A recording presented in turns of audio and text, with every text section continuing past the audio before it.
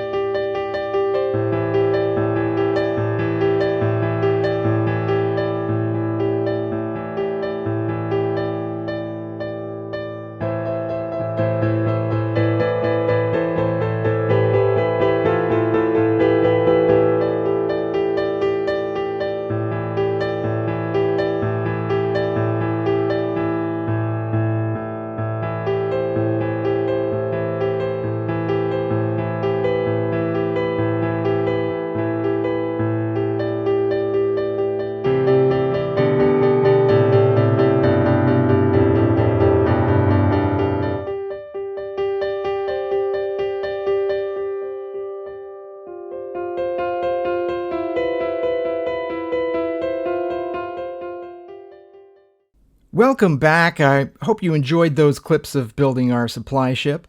The staging area for our next big build, which we'll talk about in just a minute. But first, let's do an exterior tour. This is based on an actual ship that is used as an offshore supply vessel and operates in the same region as the build I will be working on. I've put a link in the description for more information on that ship. The real one is a lot larger than my version, but the main idea was not to be perfectly accurate in recreating it, but instead to have a base of operations that has all the tools I'll need for this build, and plenty of workspace out here on the main deck where I can lay out shulker boxes and assemble all the materials we'll need. I had a lot of fun adding details to the ship. Now, I don't know much about naval technology, so don't expect that these details are functionally accurate or anything, but they kind of make sense in spots. Up here, we've got our communications mast with some antennas, and this extended piston is meant to look a bit like a radar dish. When operating in a harsh environment like this, you need all kinds of fancy equipment for satellite navigation and comms. Safety first, you know. Lots of chains hanging off the side, and hooks that would be used for loading and unloading, or, I don't know, dropping anchor. Whatever it is that these ships need to do when they're out there operating on the open ocean. We've got anvils here. This is part of the engine, and these item frames with iron bars that look like some sort of venting system. With redstone components and some of the unusually shaped blocks and items, Minecraft actually has a lot of potential when it comes to making generic mechanical looking builds. It was a lot of fun to detail, but again, the main purpose was for this to be a functional base. From the main deck, lots of storage and lots of open space to place down shulker boxes, of course. Let's head over here to the cabin. Up the ladder on this side, this little walkway, we've got some storage here, nice view of the icebergs. And on this side, we've got our living quarters, a bed, some storage, a furnace. We've got a smoker because there are actually plenty of salmon in these waters, and that's our best source of food while we're working out here. So now up to the main deck.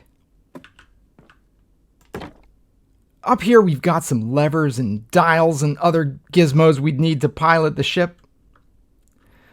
We've got our navigational display right here. A great view all around. Make sure we're not going to run into any icebergs. I want to show you at the back here.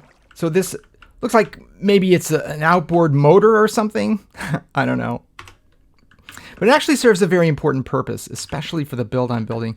This is a functional concrete maker. So we got a dropper here that'll keep us supplied with concrete powder and a waterlogged stair block there. So we can just sit here, crank it out, and all the concrete will get dropped into this chest here. We'll be using a lot of concrete for this next build. And how do we get out here in the first place? We are literally in the middle of nowhere. We're nearly 7,000 blocks away from our base. So we've got to use the nether for transport. And the way we do that is actually really fun. So we've got this trap door here in the main cabin. Open that up. Just throw yourself in.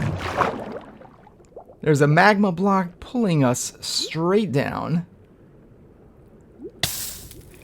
And here we are. We've got our nether portal right here. This will take us to the nether roof. And then when we get back, just hop in this bubble column.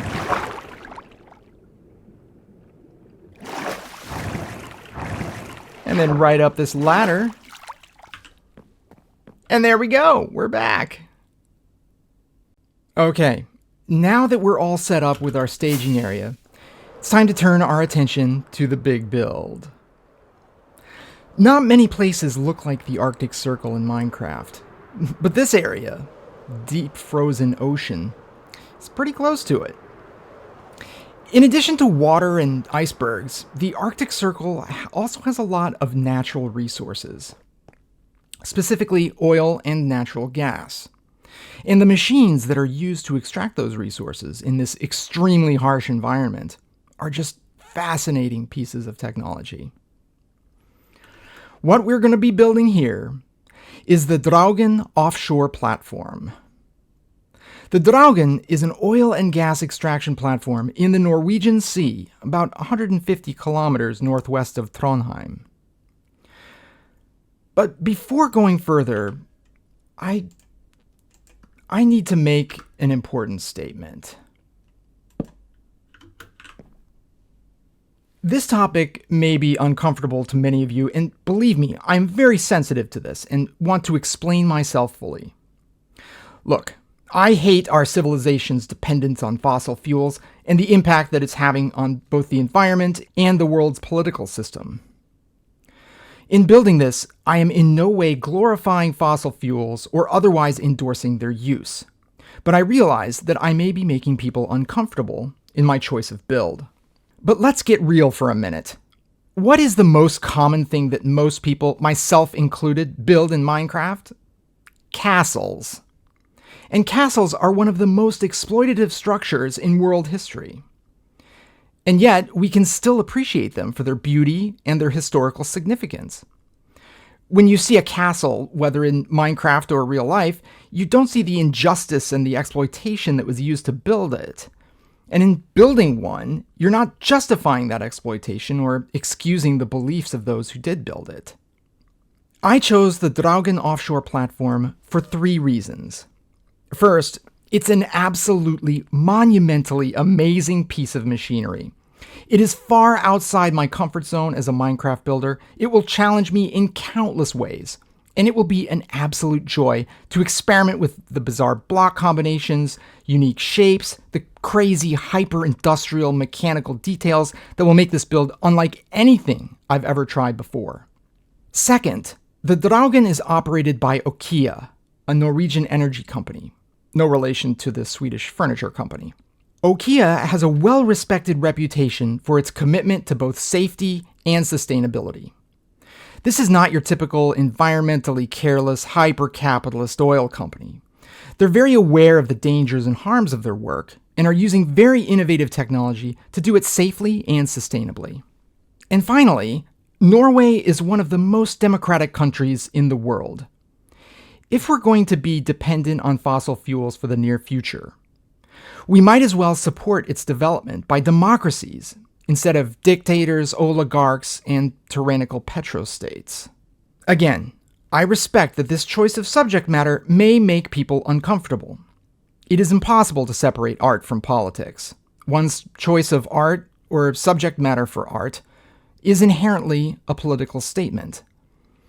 I hope I have explained my feelings on this matter, and that even if you, like me, are eagerly striving for a future without fossil fuels, we can still appreciate the Draugen platform as a beautiful machine. I'll just get off my soapbox now. Thanks for listening.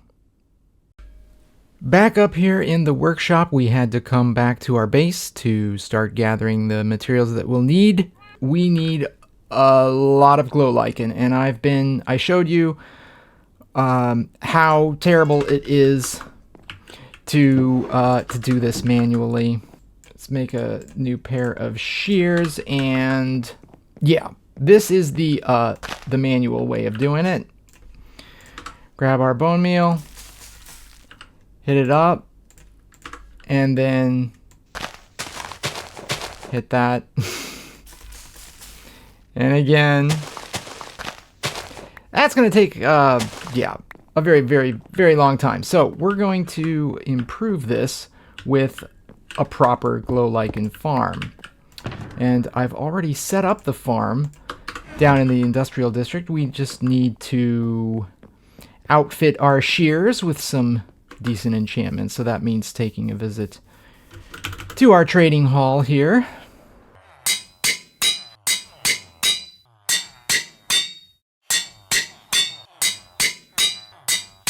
All right, 2 really good pairs of shears there. When I came over here to work on the glow lichen farm, I saw that someone else has been working in the area as well. And yeah, we seem to have a brand new iron farm here. There's a lava blade with some hoppers and chests down there. After I saw the farm, I came over here, and good old Blockmeister is AFK in the safety zone there. I think so when we're over here, our iron farm in the village is not loaded. We're too far away. So I think Block got a little tired of the inefficiency and decided to put up a new iron farm so that while he's AFK here, we're still also collecting some iron, along with the dried kelp and the bamboo. I came over here to start smelting the smooth stone. We need to grab 3 or 4 shulkers of that. So let's see, I think we're ready to go. Yeah, let's load that up, send it on its way. So over here is our glow lichen farm. Really nice, easy design. It's an Ilmango design, of course. So if we just hit these with glow lichen, there's 6 dispensers here. I've put a little bit of bone meal in to get it started. We'll get our shears ready and turn it on. Hop in here under the trapdoor and then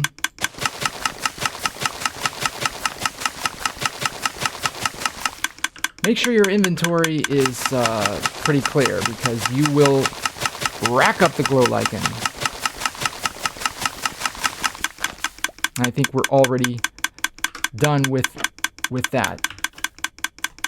So there we go. It's 1-for-1 bone meal to glow lichen, but we've got a moss farm. We got plenty of bone block. Yep, so the plan is to load up on the glow lichen and continue smelting the smooth stone. And then we're going to need to head out to the desert by the mob farm to pick up some sand and also find some gravelly mountains. We're going to need gravel. We need sand and gravel for concrete, of course, and that's one of the big ingredients that we'll need for the Draugen. All right, I will catch you on the flip side.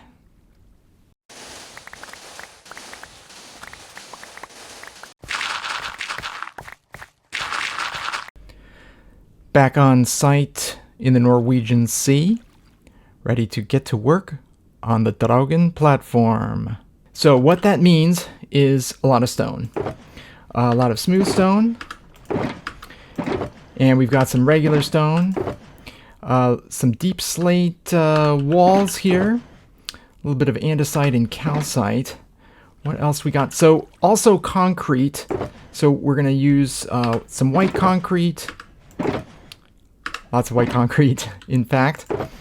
We got our glow lichen, some bone blocks, and definitely a lot of torches, some light blocks, and iron trapdoors are going to factor in here.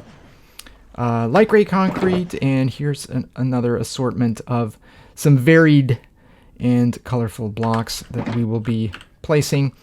This is just to get us above sea level and the base of the top side of the platform.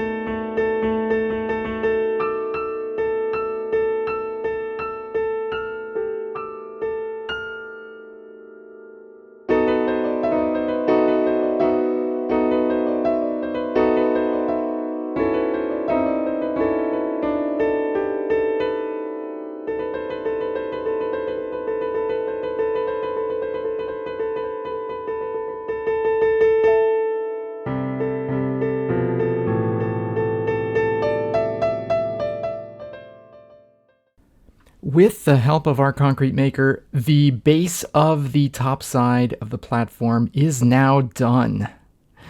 Next, we just have to turn to the actual topside platform.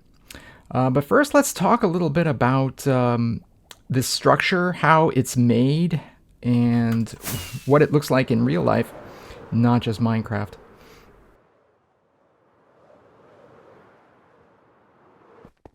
So this is called a gravity base structure, and it's made of concrete.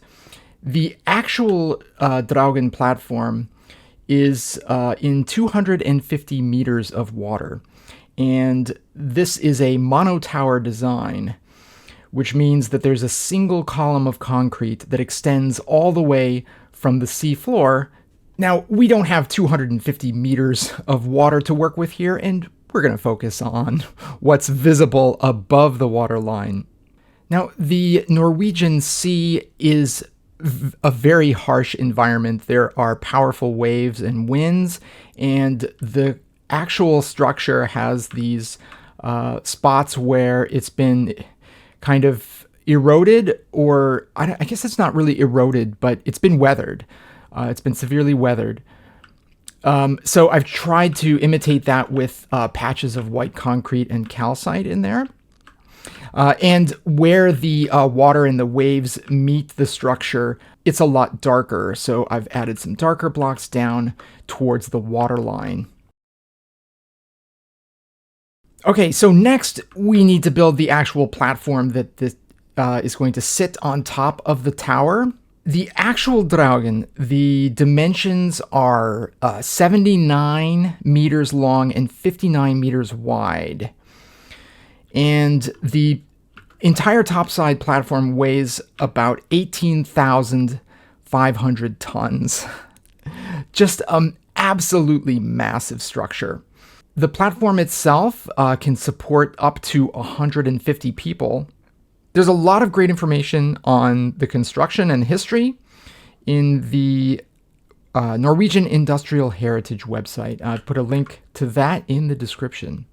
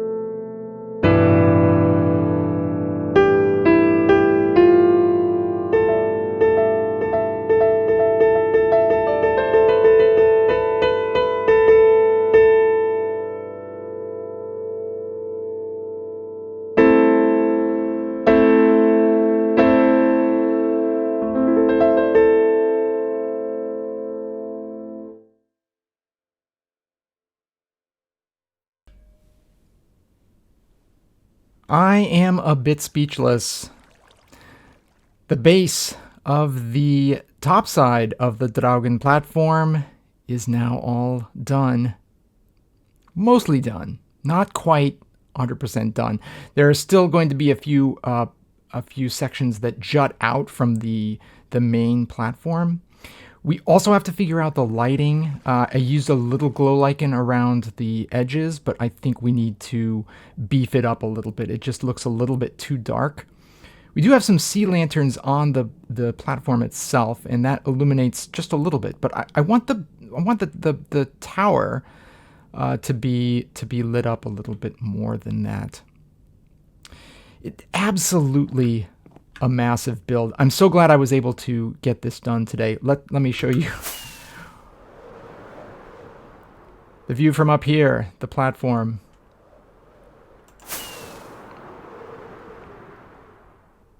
So much space to work with here. This is going to be an incredible mega build. And just what a great biome for this to be in. So much potential.